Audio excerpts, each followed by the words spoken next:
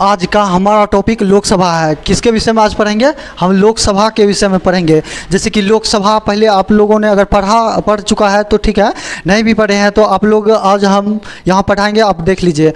लोकसभा को की बात करें तो लोकसभा को प्रथम सदन निम्न सदन या जनता के सदन से के रूप में इन्हें जानते हैं। अगर हम बात करें लोकसभा को पहले जनता के सदन के नाम से प्रचलित था। अगर हम अनुच्छेद 81 की बात करें, अनुच्छेद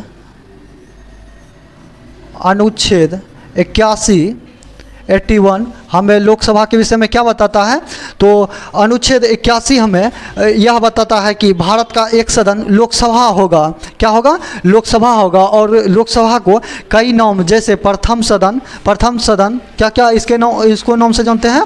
तो प्रथम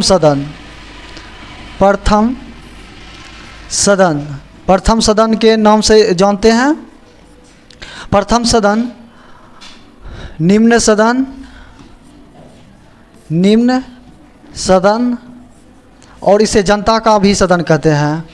क्या कहते हैं? जनता का सदन, जनता के सदन के नाम से भी हम लोग इसे जानते हैं लोकसभा को। अगर हम लोकसभा की बात करें तो लोकसभा को पहले जनता का सदन के ही नाम से जाना जाता था। लेकिन बाद के दिनों में, कब? 1954 में जनता के सदन का नाम बदलकर लोकसभा कर दिया गया। जनता के सदन का नाम बदलकर क्या कर दिया गया? जनता के सदन का नाम बदलकर लोकसभा कर दिया गया। कब? 1954 में। और लोकसभा में प्रथम चुनाव की बात करें तो लोकसभा में प्रथम चुनाव 1952 में हुआ था। कब हुआ था? 1952 में लोकसभा में प्रथम चुनाव हुए थे। अगर हम लोकसभा की बात करें तो लोकसभा में प्रथम चुनाव कब हुआ था? 1952 में हुआ था। और इसे किन किन नामों से जानते हैं? तो प्रथम सदन के नाम से जानते हैं, निम्न सदन के नाम से जानते हैं, जनता के सदन के नाम से जानते हैं। अगर हम इसकी योग्यता की बात करें तो लोकसभा बनने की क्या योग्यता होनी चाहिए? अगर हम योग्यता की बात करें, इनके योग्यता की बात करें तो इनकी योग्यता है कम से कम उम्र 25 वर्ष होनी चाहिए। और दूसरा, कोई लाभ के पद पर ना होना चाहिए। और तीसरा, भारत का नागरिक होना चाहिए। चौथा, पागल या दिवालिया नहीं होना चाहिए। यह योग्यता की बात करें, लोकसभा योग्यता की बात करें, लोकसभा की योग्यता की बात करें तो प्रथम क्या है? भारत का नागरिक होना चाहिए। क्या होगा? भारत का नागरिक होना चाहिए। अगर हम दूसरा बात करें तो इसका उम्र कम से कम, उम्र की बात करें तो 25 वर्ष होना चाहिए। अगर वही हमने जब राज्यसभा के विषय में बता रहे थे तो वहाँ राज्यसभा का उम्र कम से कम कितना होना चाहिए था? 30 वर्ष होना चाहिए। लेकिन वही अगर लोकसभा की बात करें तो लोकसभा बनने की योग्यता 25 वर्ष रखा गया है। और पहला कि भारत का नागरिक हो, उम्र कम से कम 25 वर्ष हो, लाभ के पद पर ना हो। अगर लाभ के पद पर ना हो और पागल या दिवालिया ना हो। क्या ना हो? पागल या दिवालिया नहीं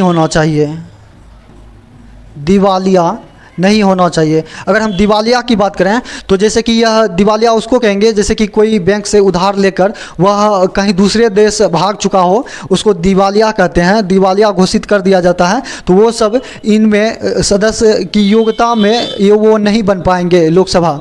अगर हम बात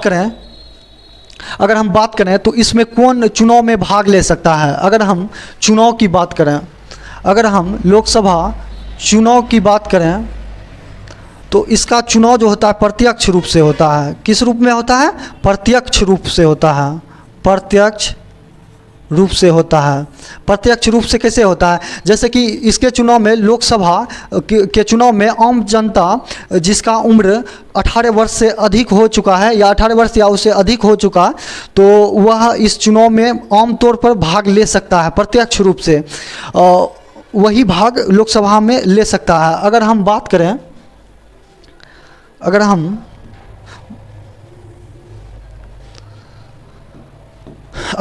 करें आर्टिकल, अगर हम बात करें आर्टिकल यानी अनुच्छेद 93 की बात करें तो अनुच्छेद 93 यह कहता है कि लोकसभा का एक अध्यक्ष और एक उपाध्यक्ष होगा। अगर हम बात करें अनुच्छेद, अगर हम बात करें जैसे कि 93, अगर बात करें हम 93 अनुच्छेद 93 क्या कहता है कि लोकसभा का एक अध्यक्ष और एक उपाध्यक्ष होगा। लोकसभा का एक अध्यक्ष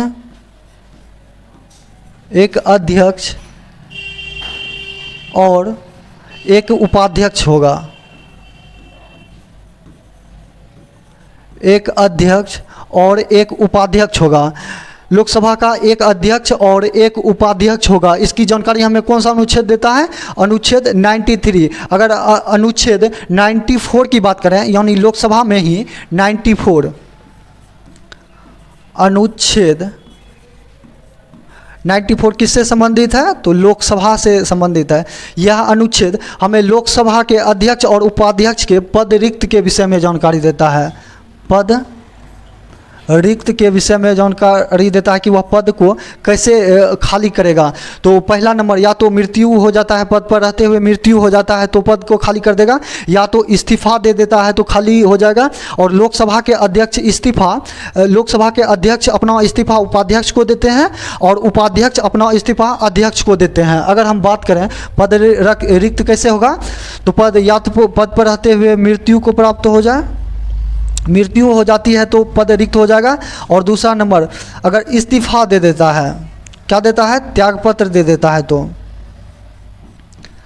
त्यागपत्र दे देता है तो पद रिक्त हो जाएगा। या फिर इसको हटाने के लिए प्रस्ताव लाया जाता है और संकल्प पारित साधारण बहुमत से जब हो जाता है तो इसको पद छोड़ना पड़ता है, पद रिक्त करना होता है।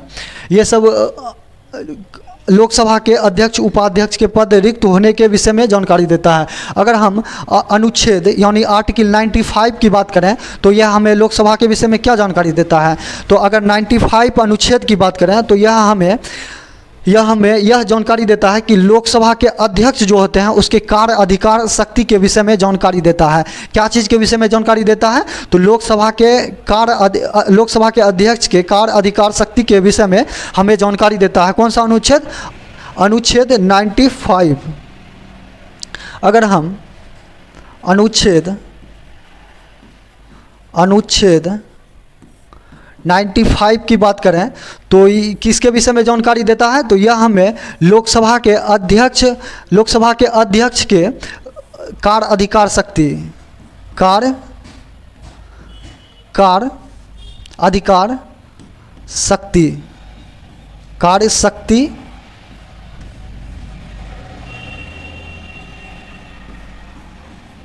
शक्ति के विषय में, कार्य शक्ति और अधिकार के विषय में जानकारी हमें 95 देता है। 95 हमें क्या जानकारी देता है कि लोकसभा का अध्यक्ष क्या कार्य है, क्या अधिकार है, क्या शक्ति है, इसके विषय में जानकारी देता है। क्या कार्य है, क्या शक्ति है, क्या अधिकार है, इसके विषय में जानकारी हमें 95 देता है। अगर हम बात करें अनुच्छेद 96, अनुच्छेद 96 की बात करें तो 96 क्या कहता है? अनुच्छेद 96 यह कहता है कि अगर लोकसभा के अध्यक्ष और उपाध्यक्ष यानी लोकसभा के अध्यक्ष और उपाध्यक्ष को पद से हटाने के लिए संकल्प विचाराधीन हो तो यह पीठासीन अधिकारी के तौर पर काम नहीं करेगा। यह हमें क्या जानकारी देता है? अगर हम बात करें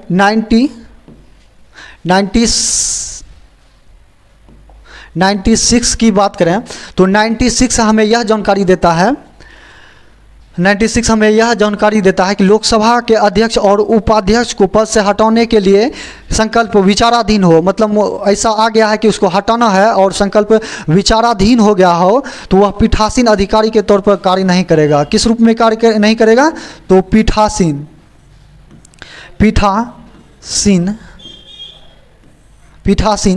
अधिकारी पीठासीन अधिकारी के रूप में वह कार्य नहीं कर पाएगा। क्या नहीं कर पाएगा? कार्य को नहीं कर पाएगा, कार्य को नहीं कर पाएगा। यह हमें जानकारी लोकसभा के विषय में कौन सा अनुच्छेद देता है या कौन सा आर्टिकल देता है? तो अनुच्छेद आर्टिकल 96 हमें देता है। अगर हम बात करें तो मूल संविधान में, मूल संविधान किसको कहेंगे? जो जब बनकर तैयार हो गया था, तो मूल संविधान के जब बनकर तैयार हो गया और लागू हो गया, तो जब संविधान लागू हो गया तो वह मूल संविधान के अंतर्गत आते हैं। तो मूल संविधान के अंतर्गत लोकसभा में बात करें तो कुल सीट 500 था। कितना था? अगर मूल संविधान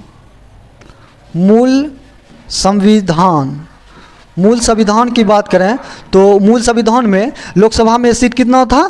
500 था। कितना था? 500 था, 500 था। लेकिन बाद के दिनों में 7वां संविधान संशोधन के तहत बढ़ाकर कितना कर दिया गया? 525 कर दिया गया। और 500 कितना कर दिया गया?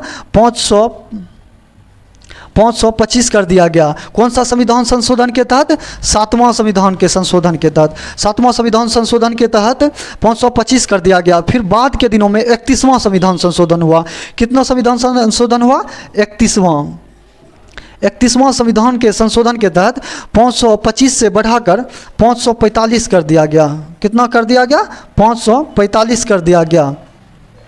545 कर दिया गया। और वर्तमान में लोकसभा में अधिक से अधिक 552 सदस्य हो सकते थे, लेकिन 2 आंग्ल भारतीय इसमें जो मनोनीत किया जाता था उसे 104वां संविधान संशोधन, कितना?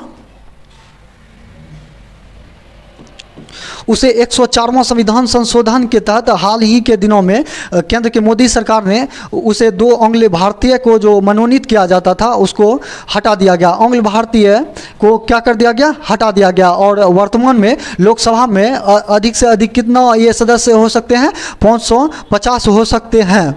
और वर्तमान में सीटों की संख्या बोलें तो लोकसभा में वर्तमान में कितना सीट है? 543 सीट है, जिसमें 543 सीटें है वर्तमान में। और 543 है जो कि पहले 552 था। कितना था? 552। पहले जो है 552 था, जो कि दो जो है केंद्र की मोदी सरकार ने जो आंग्ल भारतीय को मनोनीत किया करता था उसको जो है हटा दिया गया। क्या कर दिया गया है? हटा दिया गया है। कौन सा संविधान संशोधन के तहत? तो 104वां संविधान संशोधन के तहत।